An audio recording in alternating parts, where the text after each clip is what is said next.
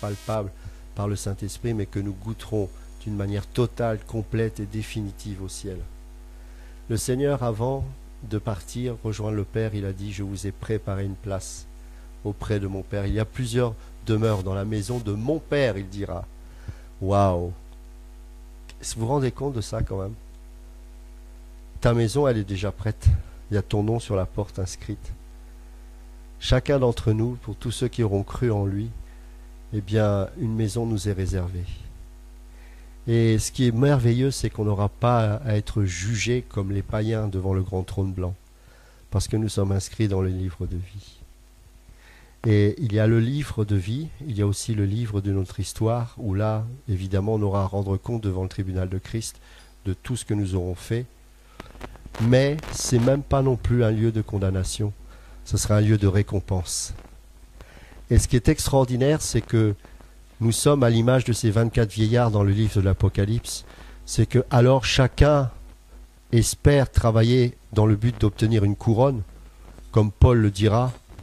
Maintenant j'ai obtenu le prix de la couronne incorruptible, etc. Eh bien, il est dit dans le livre de l'Apocalypse que les 24 vieillards, alors qu'ils adorent le Seigneur, déposeront leur couronne à ses pieds. Et nous serons couronnés en fonction de nos œuvres, mais comme les 24 vieillards qui nous représentent, nous déposerons les couronnes aux pieds du Maître. Parce que même ça, on reconnaîtra que selon Éphésiens 2:8, Dieu a préparé des œuvres d'avance pour nous, afin que nous les pratiquions. Nous n'avons même pas présenté nos œuvres, puisque c'est par la foi, alors qu'elles sont déjà finalisées au ciel, qu'elles se manifesteront au travers de nos vies. C'est quand même incroyable. Tout est par lui, pour lui et en lui. Il n'y a rien de possible en dehors de lui. Aucun homme, aucune femme, aucun être humain ne peut être exalté en dehors de Jésus. Et si nous saisissons la puissance de la grâce de Dieu, je vous assure, personne ne pourra nous promouvoir dans un trône humain, parce que tant que nous saisissons la grâce de Dieu, nous serons toujours dans l'adoration. Les légalistes ne peuvent pas adorer Dieu, ils ont besoin de support. Les gens qui sont dans l'évangile de la peur ne peuvent pas louer Dieu sans support, mais celui qui se sait sauvé par la grâce et celui qui sait qu'il peut avancer au travers de cette même grâce de Dieu ne peut qu'être un adorateur en esprit et en vérité.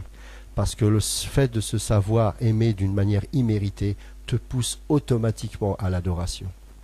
Et que n'oublions jamais, déposons des autels dans nos âmes, comme Abraham et Isaac pouvaient le faire alors que Isaac n'a pas créé de nouveaux puits, il a simplement déterré les puits de son père. Ça nous parle de la doctrine de souvenir.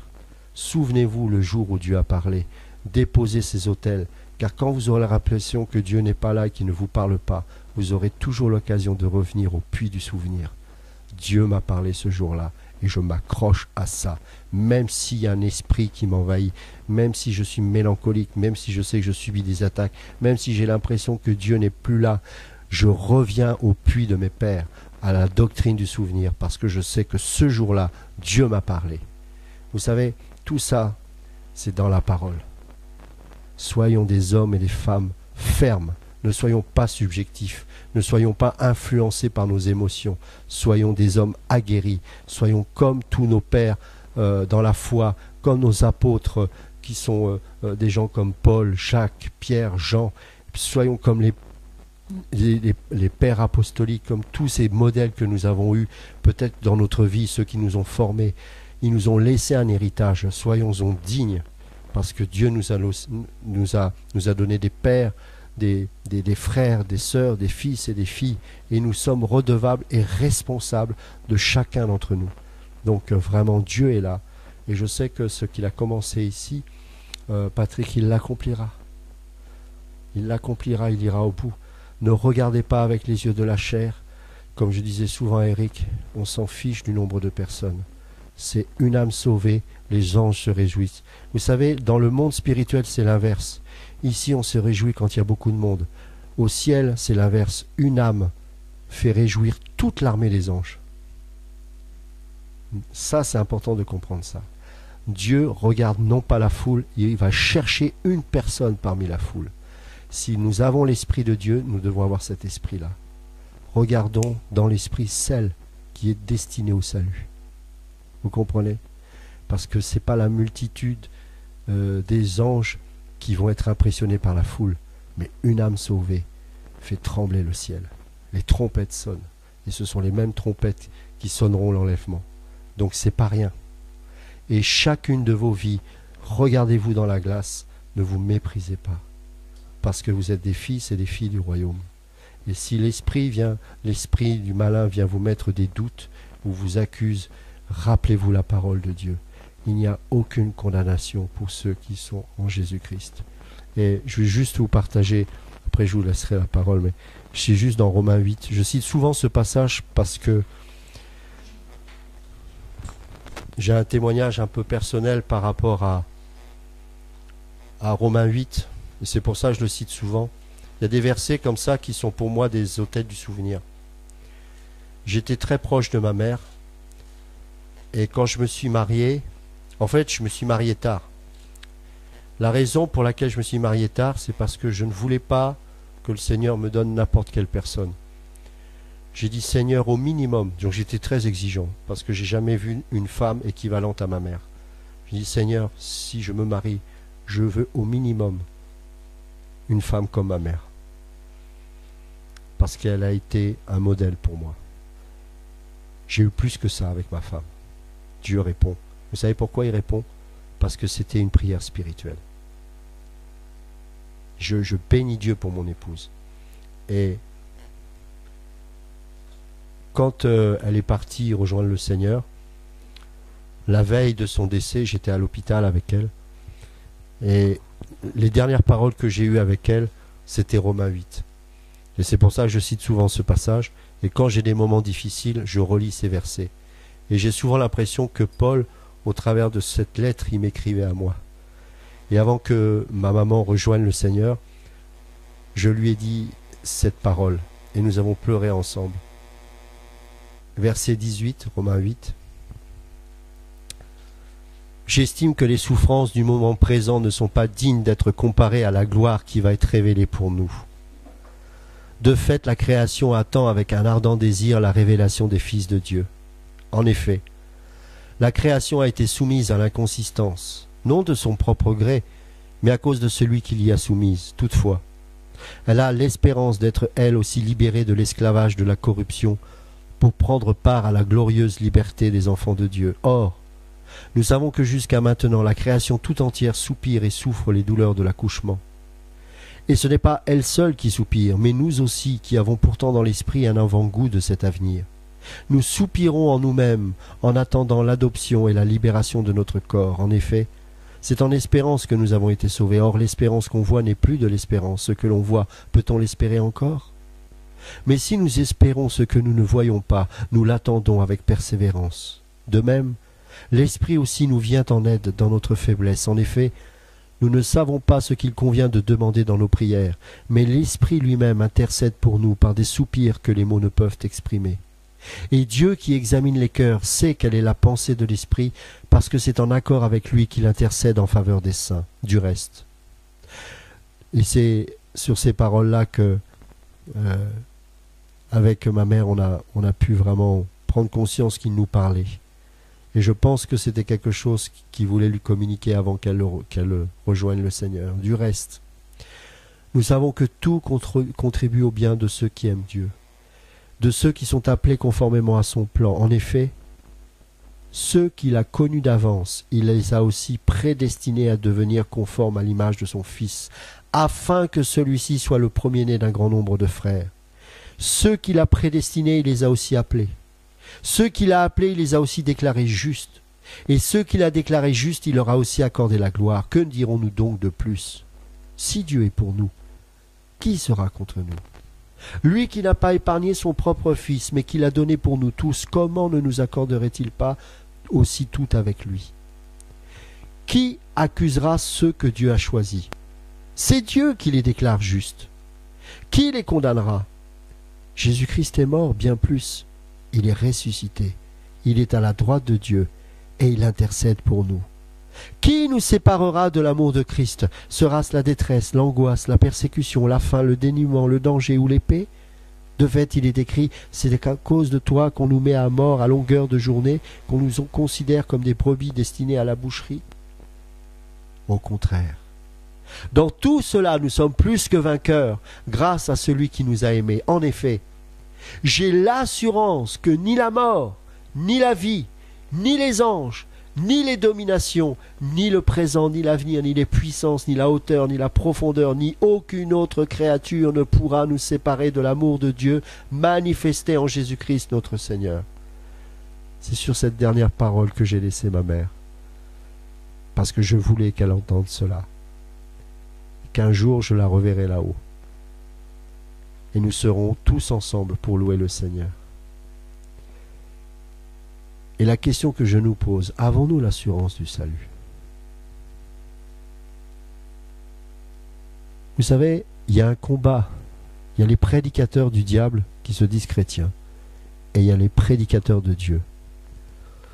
Comment faire la différence? Si en écoutant un message, alors que vous êtes chrétien, converti, né d'en haut, mais que vous n'arrivez pas à dire « j'ai l'assurance de mon salut », c'est que vous n'êtes pas dans le bon royaume. Parce que l'amour parfait bannit la crainte. Et je vais faire un message bientôt là-dessus. Parce que c'est quelque chose ça bouillonne en moi. La crainte de Dieu n'est que le commencement de la sagesse. Parce que la crainte est le commencement qui doit nous amener à l'amour parfait, qui bannit la crainte. Est-ce que vous comprenez? Si vous avez peur de Dieu, vous n'avez pas l'assurance de votre salut. Singleworth, quand il voyait Satan, il disait « Ah, c'est que toi » et il s'endormait. Est-ce que vous êtes saisi de cette assurance? Comment se fait-il qu'à la moindre manifestation démoniaque, on est déjà perdu et troublé?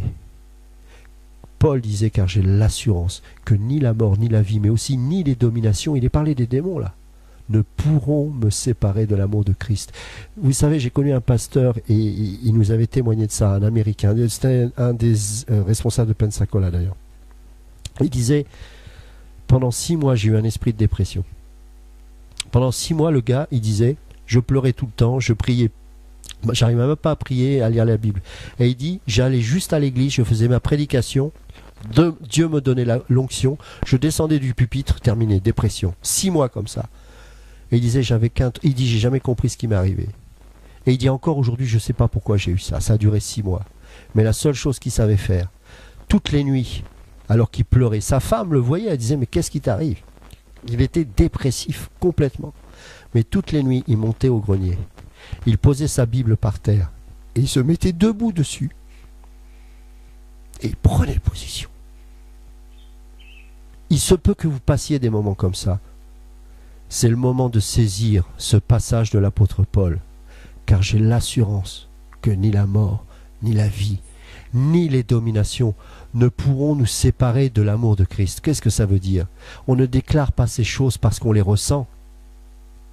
Ça, c'est bon pour les charismatiques et les osos. On ne dit pas les choses parce qu'on pense qu'on ressent ce sentiment-là en nous. On les déclare par la foi. Parce que la foi, elle ne vient pas de ce que tu vis ou de ce que tu ressens, mais de ce que tu entends. Et ce que tu entends vient d'un livre. Et ce livre s'appelle la parole de Dieu. La foi n'est pas subjective. La foi, c'est la vérité de la parole. On ne s'appuie pas sur des émotions, sur des circonstances ou même sur des apparitions d'anges. On s'appuie sur la vérité qui se trouve dans la parole de Dieu. Et la parole a été faite chair et elle a habité parmi nous. Et cette parole, ce n'est pas qu'un homme. C'est une fils de Dieu. Et on s'appuie sur une parole révélée par Dieu. Vous aurez très peu d'émotions dans votre existence. Je parle spirituel du terme. Si vous attendez de sentir des choses, c'est un signe d'immaturité. La maturité consiste à quoi qu'il arrive, je tiendrai. Pourquoi lorsqu'on chante ces vieux chants, on s'identifie presque avec ces auteurs. La plupart d'ailleurs, on ne connaît pas leur nom. Mais je pense qu'ils étaient des hommes aguerris. Des hommes qui avaient l'assurance de leur salut. Laissez-moi vous dire une chose. Ce n'est pas normal qu'il y ait autant de chrétiens qui, à force d'entendre des messages de la peur, à cause de cela, s'éloignent de l'assurance de leur salut. Et vous savez vous savez pourquoi cet évangile de la peur et du diable? Il vous empêche de vous lever et d'être missionnaire. Parce que si vous n'avez pas l'assurance de votre salut, vous allez dire quoi aux autres? Les païens voient que vous avez les jetons. Ils voient que vous voyez des trucs partout et vous êtes désécurisé. Et du coup, à la moindre manifestation démoniaque, ceux qui sauvent, ce n'est pas les païens, ce sont les chrétiens. Parce qu'ils n'ont pas l'assurance. Je veux un centre de formation, conduit par l'Esprit, comme le disait Eric dans la prière hier soir. Mais je veux que les gens sortent en ayant la conviction, comme Paul, que ni la mort, ni la vie ne pourra les séparer de l'amour de Christ. Ce n'est pas la peur qui sauve, c'est l'amour. Paul disait dans 1 Corinthiens 3, dans 1 Corinthiens 13, 3 choses demeurent: la foi, l'espérance et l'amour. Au ciel, on n'aura plus besoin de foi, on le verra tel qu'il est. Il n'y aura plus besoin d'espérance puisque nous serons arrivés à destination. Mais l'amour persistera, car Paul dira, le plus important c'est l'amour. Comment expliquez-vous que ce passage-là se situe entre 1 Corinthiens 12 et 1 Corinthiens 14 qui nous parle des dons? Les dons sans l'amour, zéro. Écoutez-moi bien, zéro. Zéro, ça vaut rien. Tu peux même donner ta vie, même donner ta nourriture aux pauvres, même avoir des orphelinats. Si tu n'as pas l'amour, tu n'es comme un airain qui résonne. Et qu'est-ce qui produit l'assurance? L'amour parfait bannit la crainte. Quand Paul a eu la révélation de l'amour, la peur est partie. Le légalisme est parti. Il a dit que j'ai considéré toutes ces choses comme de la boue afin de gagner Christ. Qu'est-ce qui a encouragé Paul à quitter Gamaliel, à quitter la religion, à quitter Israël et toutes ces doctrines? C'est pas qu'il avait une meilleure doctrine. Il avait la meilleure des doctrines. Personne ne pouvait le caler. Et en plus, il avait l'intelligence de tous les philosophes grecs. Il avait une culture, à la fois la pensée circulaire et à la fois la pensée hellénistique. Je crois que dans la Bible, c'est le seul homme qui était capable de concilier ces deux modes de pensée. Il avait un QI d'Einstein. Qu'est-ce qui peut toucher ces gens-là? Personne ne peut égaler la connaissance humaine de ce genre d'individu. Dieu l'a confondu non pas avec le raisonnement, mais avec l'amour. Qui es-tu, Seigneur? Il n'a pas dit « Je suis l'alpha et l'oméga, je suis Dieu, je suis telle doctrine ». Il dit « Je suis celui que tu persécutes ». Il était en train de réaliser qu'à chaque fois qu'il tuait un chrétien, non seulement il ne rendait pas un culte à Dieu comme il le pensait, mais qu'à chaque fois il essayait de tuer le Messie, le ressusciter. Et ça a touché son cœur. Parce que malgré cela, Dieu s'est révélé à lui dans tout son amour. Il l'a aveuglé pendant 3 jours. Un homme a prié. L'écaille de ses yeux est tombée. Mais il est devenu myope jusqu'à la fin de ses jours. Vous savez ce que c'est, sa myopie? La trace de l'amour et de la visitation de Dieu. J'ai fait une série, je vais essayer de les, comment dirais-je, de les mettre sur le site, sur les handicapés de Dieu. Et je peux vous dire une chose, c'est que chaque enfant de Dieu est handicapé. Et cet handicap qu'il a, c'est la manifestation de l'amour de Dieu qui un jour s'est manifesté.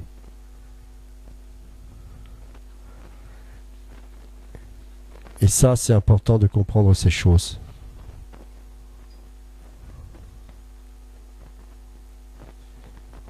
Et ça, nous devons comprendre ces choses. C'est que lorsque Dieu agit, il y a un handicap qui se produit. Tu boites, tu as la langue embarrassée, tu as un problème de myopie. Paul dira, j'ai une écharpe dans la chair, j'ai supplié le Seigneur qui me le retire à 3 reprises. Vous savez ce qu'a répondu Dieu? Ma doctrine te suffit? Ma manifestation de la puissance, mes visitations où tu peux voir des démons te suffit? Non, ma grâce te suffit. La grâce. Paul, l'homme le plus légaliste de son temps, a été gardé par la grâce de Dieu. Et il rajoutera, c'était pour éviter que je m'enorgueillisse des révélations que j'avais reçues. Vous savez, il y en a plein qui ont des révélations, mais ils ne boitent pas. Il y en a plein qui ont des révélations, mais ils n'ont pas des charnes dans la chair. Il y a un problème. Parce que c'est à cause de ça qu'ils tombent. Vous savez pourquoi Lucifer est tombé? Parce qu'il n'avait pas des charnes dans la chair. Parce qu'il n'y en a pas au ciel. Jusqu'au jour où l'iniquité fut conçue dans ton cœur, et Lucifer est devenu Satan. Il était au plus proche de Dieu. Il était le plus grand des anges. Il était le plus beau ange chérubin céleste. On pourrait lire ça dans Ésaïe 14, Ézéchiel 28. Mais l'iniquité a été conçue dans son cœur. Et vous savez, Satan et les démons ne connaissent pas la grâce. Ne les confrontez pas avec la loi, vous tomberez. Confrontez-les avec l'amour. Pas eux, j'entends. Mais restez dans le royaume de l'amour. On a très mal compris Paul. La grâce me suffit. Et à cause des révélations qu'il avait eues, lui, il a été marqué du signe de Dieu, comme Jacob a été déboîté de sa hanche. Et vous remarquerez que Jacob a reçu son nouveau nom à partir du moment où il a lutté avec Dieu. Mais pas avant. Tu as un nouveau nom dans le ciel. Je dois y voir une trace dans ta vie. Est-ce que tu boites? Est-ce qu'il y a des choses que tu aimerais faire mais tu ne peux plus parce que c'est même pas que tu as la volonté de ne plus les faire, mais parce que tu es tellement brisé par le Seigneur que tu ne peux plus y aller? Alors sache que là, je peux croire qu'il s'est passé quelque chose dans ta vie. Si tel n'est pas le cas, il y a danger. Paul avait l'assurance pas parce qu'il était fort, mais parce qu'il était brisé. Parce qu'il savait qu'il ne pouvait plus prendre un autre chemin. Il était marqué par la main du Maître. Vous savez, il y a beaucoup de gens qui me disent, à l'époque où j'étais dans ce ministère de la peur, « Oh, gardons-nous, qu'un jour nous soyons sauvés. » Et je l'ai regardé, je dis, « Mais moi, je suis sauvé. » Il dit, « Ah, c'est bien, mais il ne faut pas tomber. » J'ai dit, « Je ne tomberai pas. » C'est pas de l'orgueil, c'est la grâce. Moi, je n'ai pas la capacité d'aller jusqu'au bout. Mais Dieu me garde. Et il me garde par la souffrance. Il me garde par des endroits où des fois je serais tenté d'y aller. Et des fois j'ai même envie de quitter Dieu pour y aller. Mais je ne peux plus. Parce que je suis marqué par la main du Maître. C'est ça le vrai évangile. Je me suis éloigné pendant un temps de cet évangile-là. J'ai découvert un monde que je ne connaissais pas. Mais j'ai vu un monde de désolation, de massacre, de péché, de douleur, d'échec, d'orgueil, de méchanceté. Et je bénis Dieu d'être passé par là, parce que je suis revenu au puits de mes pères, au véritable évangile. Et aujourd'hui je me dis, qu'il est bon, qu'il est doux d'être auprès du Maître, et de croire qu'on n'est rien, mais qu'on marche simplement par sa grâce. Ceux qui sont élus ne quitteront pas le Seigneur, parce qu'ils ont la marque du Maître. Ta houlette et ton bâton me rassurent. Pour ceux qui ne connaissent pas encore cet enseignement que j'ai fait, je vais juste finir là-dessus. Évidemment, je l'ai là, excusez-moi. Vous savez comment c'est une houlette avec le Seigneur? C'est ça en fait. D'accord? Dans Psaume 23, n'oubliez pas que David a été longtemps berger. Quand une brebis s'éloigne du troupeau, lorsqu'elle est dans les montagnes, elle peut prendre le risque de tomber d'une falaise. Et il peut arriver qu'une falaise ait plusieurs endroits escarpés comme ceci. La brebis est là, elle tombe, mais pas directement dans le ravin, elle tombe sur un escarpement comme ça. Et au cas où vous ne le sauriez pas, une brebis, quand elle est en panique, elle fait n'importe quoi. Et donc, si elle se retrouve dans cette situation-là, dans le creux d'une falaise, elle va s'affoler. Et en s'affolant, elle va prendre le risque de tomber définitivement dans le ravin. Et c'est là que la houlette et le bâton du berger interviennent. Qu'est-ce qu'il va faire, le berger? Il va fracturer, parce qu'il n'arrive pas à l'atteindre, et avant de la prendre, elle va paniquer, elle va faire n'importe quoi. Il va fracturer les jambes de la brebis avec le bâton. Ça fait mal, fracturer les pattes. Et ensuite, avec la houlette, il va récupérer la brebis. Ensuite, il va mettre des attelles sur les pattes qui sont cassées. Et pendant tout le temps de la réparation, il va la porter sur ses épaules. Et quand elle sera guérie, je peux vous assurer qu'elle ne quittera plus jamais le troupeau. Ça, c'est la marque du salut. Est-ce que tu as eu les pattes brisées? Est-ce que tu as senti l'amour de Dieu te porter sur ses épaules pendant tout le temps de la restauration? Et est-ce qu'à partir de ce moment-là, plus jamais tu n'as quitté le Seigneur? Si tel est le cas, tu es un enfant de Dieu. Si tu n'as pas vécu ça, je t'invite à te poser sincèrement et humblement la question devant Dieu: Seigneur, suis-je sauvé? Parce que le salut, c'est ça. Et quand tu es comme ça, tu ne peux pas être orgueilleux, parce que tu sais d'où tu viens. Et tu sais que si tu marches et que tu t'éloignes pas du troupeau, c'est pas parce que toi, par toi-même, tu as décidé de suivre le troupeau. C'est parce que tu as tellement été brisé au niveau des pattes. Mais tu as vu tellement l'amour de Dieu te porter pendant tout ce temps-là, que désormais, plus jamais, tu ne le quitteras. C'est l'amour de Dieu qui te poussera à la repentance. C'est l'amour de Dieu qui te poussera à la sanctification. Et c'est l'amour de Dieu qui te fera aimer le corps de Christ. Voilà cet évangile que je veux partager avec mes frères et sœurs. Parce que c'est ça qui libère les gens, c'est ça qui fait des missionnaires. Parce que quand tu reçois cette révélation de la grâce et de l'amour de Dieu, tu es prêt à aller jusqu'en Alaska pour prêcher l'évangile. Comme les frères Moraves qui partaient dans le monde entier avec leur cercueil, parce qu'ils savaient qu'ils allaient mourir sur le champ missionnaire, parce qu'ils ne reviendraient jamais. Les légalistes, ceux qui sont dans la peur, restent dans les salles de séminaire en séminaire, mais ne sont jamais les missionnaires. Ils sont toujours des touristes en train de pomper l'argent des chrétiens. Ils peuvent dénoncer qui ils veulent. Ils sont pires que ceux qui le dénoncent. Mais le vrai évangile fera des vrais missionnaires. Des gens qui ne chercheront pas le résultat. Des Hudson Taylor, des gens comme ça. Des gens qui vont aller visiter les pauvres. Des gens qui vont aimer les âmes, une par une. Des gens qui, comme dans Hébreux 11, ne verront peut-être jamais l'accomplissement de promesses que Dieu leur avait données de leur vivant, mais qui iront jusqu'au bout, parce qu'ils auront une vision céleste des choses. Cet évangile-là, je vous assure, ne le prêchez pas si vous voulez la foule, vous ne l'aurez jamais. Mais vous aurez des élus parmi vous. Et ça a plus de valeur que la foule. Voilà l'évangile que nous devons prêcher. Cet évangile-là n'est pas facile, parce qu'il n'est pas visible. Mais c'est le seul qui peut porter des fruits. Et c'est le seul qui peut former les missionnaires. Passer du temps avec un frère. Le corps de Christ, on a besoin de visiter les gens, de s'investir dans la vie des gens. Et ça peut prendre du temps. Vous aurez peut-être des gens qui viendront du milieu fasciste. Il faudra les aimer. Jusqu'à ce qu'ils comprennent qui est Jésus et qu'est-ce qu'il a fait réellement dans la vie des gens. Vous aurez peut-être des racistes, vous aurez peut-être des avares, des radins, vous aurez peut-être des colériques. Tous ces gens-là, il faudra qu'ils se laissent transformer par le Saint-Esprit. Et vous-même, vous devrez manifester la patience jusqu'à la conversion totale de leur vie. Et ces gens-là deviendront, comme Moïse, les gens les plus doux de la terre. Parce que vous aurez investi avec l'Esprit de Christ dans leur vie.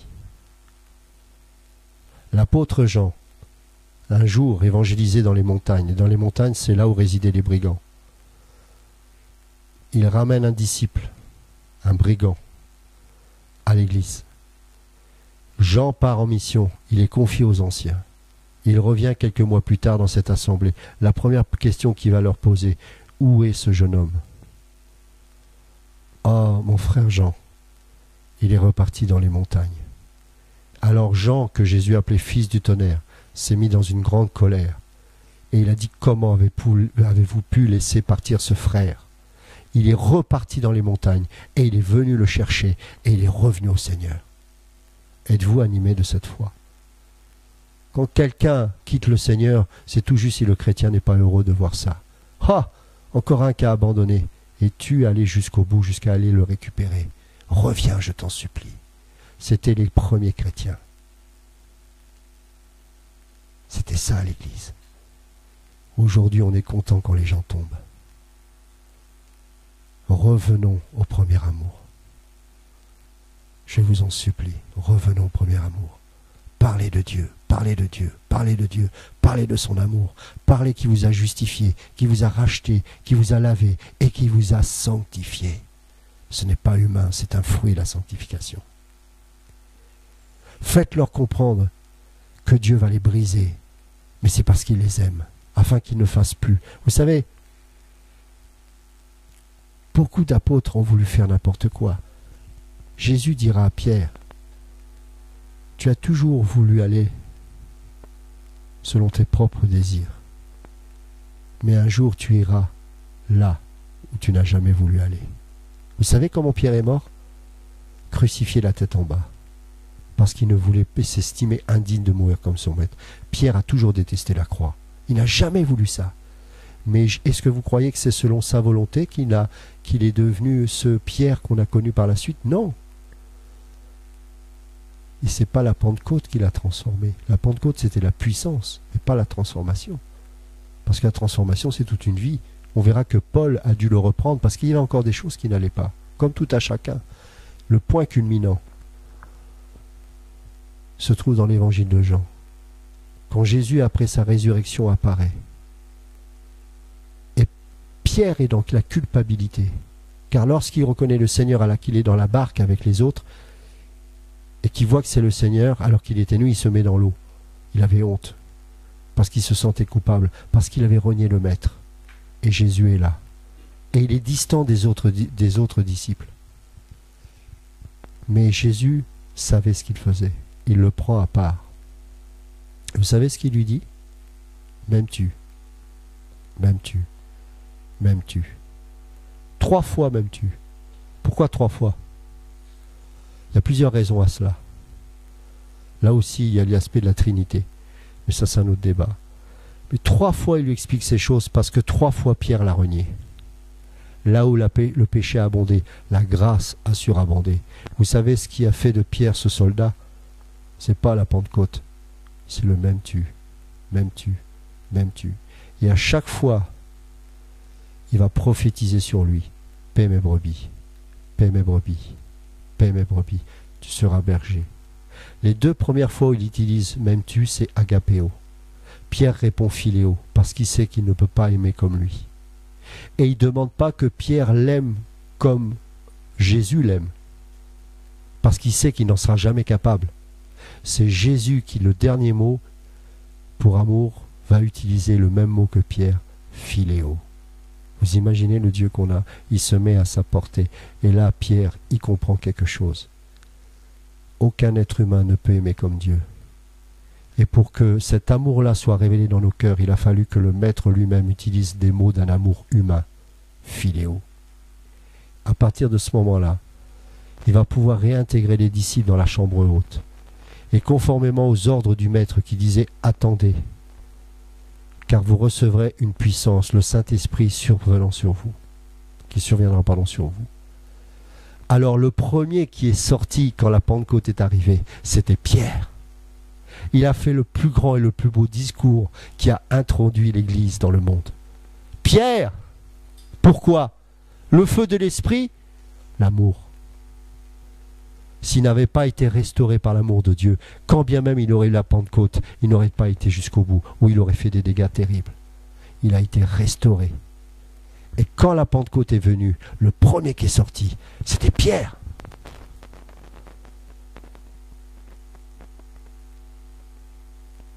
L'amour. M'aimes-tu? M'aimes-tu? M'aimes-tu? Mais Seigneur, je regarde, j'ai encore fait ça. Mais Seigneur, regarde, j'ai encore raté. M'aimes-tu? Seigneur, je ne comprends pas, je fais telle ou telle chose, je n'y parviens pas. M'aimes-tu? Seigneur, regarde ce frère. M'aimes-tu? Non, Seigneur. Non. Non. Non. Paix dans ton cœur. Tu seras pasteur. Tu seras pasteur pas parce que tu en es capable, parce que moi je l'ai décidé. Parce que l'amour de Dieu est répandu dans ton cœur par mon Esprit Saint. Personne ne peut aimer comme Dieu. cet amour-là n'est pas humain. Mais s'il l'a décidé, tu le recevras. Et c'est ce qui te libérera. Et cet homme, tu étais peut-être comme un Gédéon qui tremblait de trouée, qui broyait le blé dans un pressoir à vin, tellement que tu avais peur des Philistins, alors qu'on broie le blé à l'extérieur. Et tu vas voir l'ange de Yahweh qui te dit, vaillant héros, lève-toi. Moi, lève une armée. Ils sont trop nombreux. Ils sont encore trop nombreux. 300 suffiront. Vaillant héros, un trouillard de première, en apparence. Mais Dieu ne regarde pas à ce que tu es. Il regarde à ce que lui-même déclare de toi. Et si tu as entendu une déclaration du Maître, c'est là que tu dois y mettre ta foi. En la parole de celui qui t'a dit « vaillant héros ». C'est pour ça que l'accusateur va toujours toucher une identité liée à ton être en tant qu'humain. Mais toi, tu n'es pas humain. Tu es un être spirituel. Tu es animé d'un esprit qui vient d'en haut. Et toute cette parole qui t'est donnée, c'est pour construire ta nouvelle identité qui est en Christ. Et il faudra que tu sois formé par le Maître lui-même, afin que tu apprennes à être un homme selon le cœur de Dieu. Et ça s'appelle l'élection de la grâce. L'élection de la grâce. Fuyez la performance, parce que la performance suscite l'orgueil et précède la chute. Laissez-vous aimer de Dieu. Laissez le Saint-Esprit agir dans votre vie. Acceptez parfois la souffrance qui est nécessaire pour notre brisement. Car Paul dira, c'est quand je suis faible que je suis fort. Et vous savez, la plupart, à part Paul, mais la plupart étaient des illettrés, mais ils ont été les apôtres. Et les pharisiens qui les méprisaient ne comprenaient pas d'où sortait cette sorte d'intelligence. L'Esprit Saint qui les enseignait au travers d'une vie brisée. Mais tous avaient au commun, jusqu'au 2e, 3e, 4e siècle peut-être. Après, c'était plus compliqué. Mais il y a quand même toujours eu des gens de cette trempe. Tous étaient remplis d'amour. Ils s'aimaient les uns les autres. Renseignez-vous dans l'histoire de l'Église, comment les frères et sœurs en Christ, on va les critiquer sur tel aspect de la doctrine. Je vais vous dire un truc. Certains ont fait peut-être des erreurs comme nous tous, mais eux au moins ils s'aimaient. Ils allaient gagner les âmes parce qu'ils s'aimaient. Lorsqu'ils cramaient sur les bûchers, ils n'étaient pas animés de haine contre leur bourreau. Ils ne disaient pas le Seigneur va te frapper. Ils disaient Seigneur, comme Jésus pouvait le faire à la croix, pardonne-leur car ils ne savent ce qu'ils font. Le Seigneur ne les a pas maudits, ceux qui ont voulu crucifier le Maître. Le Maître a dit pardonne-leur car ils ne savent ce qu'ils font. Mais pour ça, il faut être brisé. L'olive avait besoin d'être brisée et avec le noyau. Pour qu'il en sorte de l'huile, il faut que tu sois brisé. Pour qu'il sorte ces paroles de grâce de ta bouche, il faut que tu sois brisé. Je reconnais les gens qui sont brisés et ceux qui ne le sont pas. C'est très facile, car c'est de l'abondance du cœur que la bouche parle. Le cœur qui n'est pas brisé maudit très rapidement les gens. Le cœur qui n'est pas brisé manifeste très rapidement de l'impatience, de la colère, de l'animosité.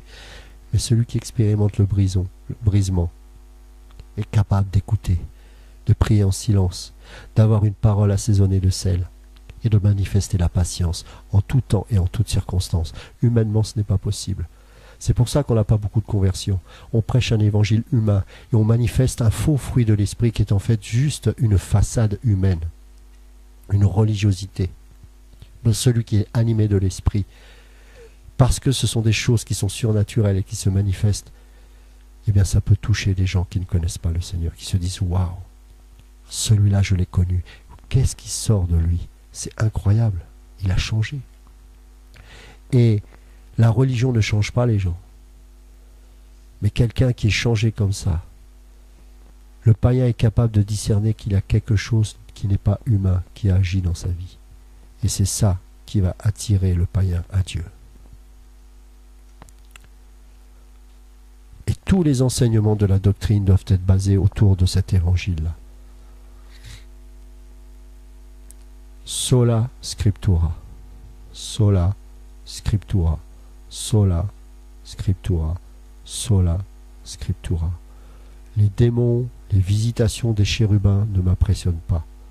Sola scriptura, les Écritures seules, les Écritures seules, les Écritures seules. Et la tradition apostolique. Voilà. Ne sortons pas des puits de nos pères. Soyons des Isaac, revenons au puits de nos pères. Il n'y a rien de nouveau, il n'y a pas de nouveau rouleau. C'est du flanc. Il n'y a pas de gens venus sauver le peuple. C'est Jésus qui sauve. La parole est la même depuis plus de 2000 ans. Revenons à la didaché. Revenons à la didaché. Ne nous laissons pas impressionner par ces miracles et toutes ces choses-là. C'est la séduction de la fin des temps. Le miracle, c'est quand vous vivez avec Dieu. Quand vous priez pour votre facteur et qu'il est guéri de la hanche. Quand dans votre quotidien, vous appliquez un mouchoir et qu'un démon part. Ça existe, j'y crois, mais ce n'est pas des réunions spécifiques pour ça. Ça, c'est de la séduction. C'est dans votre marche, dans votre vie. Là où personne ne vous voit, seul Dieu le voit. La plupart des choses qui se sont manifestées en miracle au travers de ma vie, très peu de gens l'ont vu. C'était dans mon quotidien. Ça nous garde. Dieu est souverain, mes amis. La souveraineté de Dieu est vitale. Acceptez les situations quand elles sont nécessaires, parce que Dieu est souverain. Il n'a pas de doute sur l'accomplissement de ses promesses. Dieu est souverain. S'il a envie d'utiliser un dictateur, il le fera. Acceptez et n'utilisez pas la foi pour lutter contre la souveraineté de Dieu. Car beaucoup de gens utilisent la foi comme une arme contre Dieu. Car ils n'acceptent pas la souveraineté de Dieu sur leur vie. Ils n'acceptent pas les obstacles. Et ils vont mettre la foi, une foi charnelle, en mettant des versets pour aller contre la volonté de Dieu. Il y a un ordre dans les choses. La foi n'est pas là pour combattre la souveraineté de Dieu. La foi, elle est là pour que la puissance de la parole de Dieu véritable se manifeste dans nos vies. Et nous acceptons aussi la souveraineté de Dieu. Ne proclame pas les choses qui sont à l'encontre de la volonté de Dieu en disant que c'est la foi. Ça, c'est une foi diabolique. La foi est toujours liée à la volonté de Dieu, jamais à la tienne. Je répète, la foi est toujours liée à la volonté de Dieu, pas par rapport à la tienne. Parce que la foi, je le répète encore, vient de ce que l'on entend. Et tu peux pas, si tu écoutes ton propre cœur et que tu y mets une foi, elle ne vient pas de Dieu. Mais si tu es brisé, tu es capable d'entendre la volonté de Dieu, et c'est à ce moment-là que tu dois y mettre la foi. Mais on ne doit jamais mettre en opposition la souveraineté de Dieu et la foi au Seigneur. Est-ce que vous comprenez? Vous voyez qu'on a besoin d'enseignement.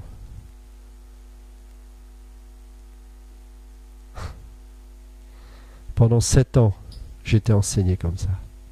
Malgré ça, j'étais séduit. Pendant 7 ans, nous étions à l'hôtel, devant des machines à café.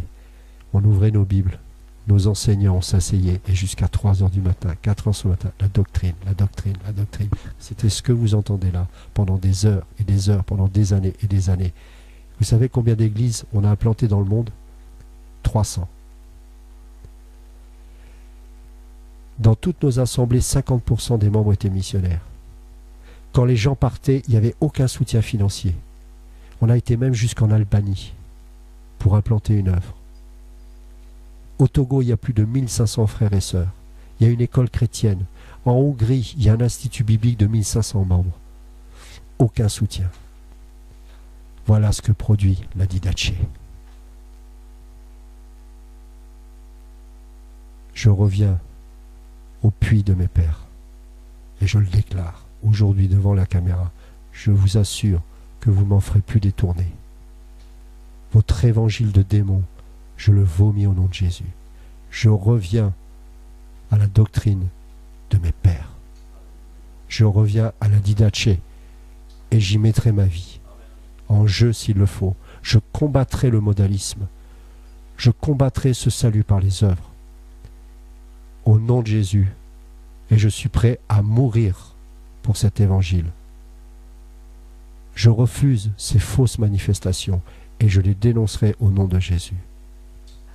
Et j'aimerai jusqu'au bout. C'est fini. Je reviens au puits de mes pères. Parce que le Fils a fait uniquement la volonté de son Père. Il n'a rien à rajouter du Père. Il n'est jamais sorti du plan de son Père. Vous, vous êtes sortis de la volonté de Dieu en permanence. Moi, je me repens de cela. Je me repens d'avoir été modalisme. Je me repens d'avoir été orgueilleux comme vous. J'accepte le brisement dans ma vie et je reviens à la didaché. Et je vous invite vous-même, pour ceux qui sont encore éclairés, un tant soit peu, de revenir au véritable évangile et d'arrêter de vous comporter comme des païens et des orgueilleux. Revenez à l'évangile. Prêchez par Jean, par Polycarpe, par tous ces gens des premiers chrétiens. Revenez au Père apostolique, revenez à la Trinité, revenez aux doctrines du christianisme véritable et arrêtez de dire n'importe quoi. Arrêtez d'être méchants, arrêtez de juger la paille alors que vous êtes remplis de poutres. Moi, je ne suis pas là pour dénoncer les gens. J'encourage les gens à revenir à la didaché. Alors au nom de Jésus, je vous en conjure, arrêtez ça. Parce que vous détruisez des tonnes et des tonnes d'âmes avec votre évangile de la peur. Je vous en supplie, moi-même j'ai contribué à ces choses et je m'en suis repenti. Combien de songes vous avez reçus comme avertissement où des gens vous ont montré que vous étiez en train de tuer des gens, diviser des couples. Des gens sont morts avec vos fausses prophéties. Des gens se sont ruinés avec ces choses. Et vous continuez malgré tout parce que vous êtes orgueilleux. Vous défendez des hommes plus que Jésus. Mais je vous en supplie, revenez au Seigneur. Revenez à Jésus. Revenez au Père. Et soumettez-vous au Saint-Esprit. Au nom de Jésus, je vous le donne. Je vous le supplie. Parce que tant que vous avez souffle de vie, c'est encore possible. Parce que Dieu est grâce. Il vaut mieux être l'ouvrier de la dernière heure que de résister à Dieu et à son amour. Dieu résiste aux orgueilleux, mais il fait grâce aux humbles. Dieu résiste aux orgueilleux, mais il fait grâce aux humbles. Seigneur, merci pour ta parole. Merci parce que c'est ton esprit qui nous conduit à parler ainsi, mais je sais aussi que dans toute cette horreur évangélique que nous pouvons vivre parfois, il y a des moments de grâce. Moi-même, j'ai traversé ces périodes-là. Moi-même, j'étais orgueilleux, je voyais le péché des autres et je ne voyais pas mon péché qui était pire que ceux que je dénonçais. Et ta grâce a encore été là pour me retirer de cet endroit obscur. Je crois que tu peux encore libérer des gens. Malgré les menaces qu'on peut me faire, malgré les chantages, je sors de ma réserve aujourd'hui, Seigneur, parce que j'obéis à ta volonté. Parce que je sais que tu es venu sauver. Et qu'il y a des gens qui se perdent, des gens qui meurent, des familles divisées, des couples détruits. Et qu'alors qu'on n'est qu'à la fin des temps et qu'il y a de plus en plus de faux miracles, les cœurs ne changent pas. Seigneur, fais lever des hommes qui vont enseigner correctement la doctrine. Fais lever des hommes qui vont être remplis d'amour, qui vont être patients, qui vont s'investir, prier, jeûner, qui vont être capables d'aimer jusqu'au bout comme l'apôtre Jean. Et surtout, donne-nous la capacité d'entendre toujours battre ton cœur, car nous voulons non pas être remplis de connaissances et d'orgueil. Brise-nous en permanence, jusqu'au bout. Fracture, restaure, répare, recasse à nouveau si c'est nécessaire, que jamais nous dépendions de nos propres forces, que jamais nous ne dépendions de nos propres volontés ou de nos propres connaissances ou intelligences, ou de nos propres capacités physiques. Que nous soyons de plus en plus faibles et méprisables, afin que la folie de Dieu qui se manifeste au travers de nos vies brisées confonde ceux qui pensent être les plus sages. Et que le jour viendra où le bourreau nous tranchera la tête, nous puissions bénir celui qui nous tranchera la tête.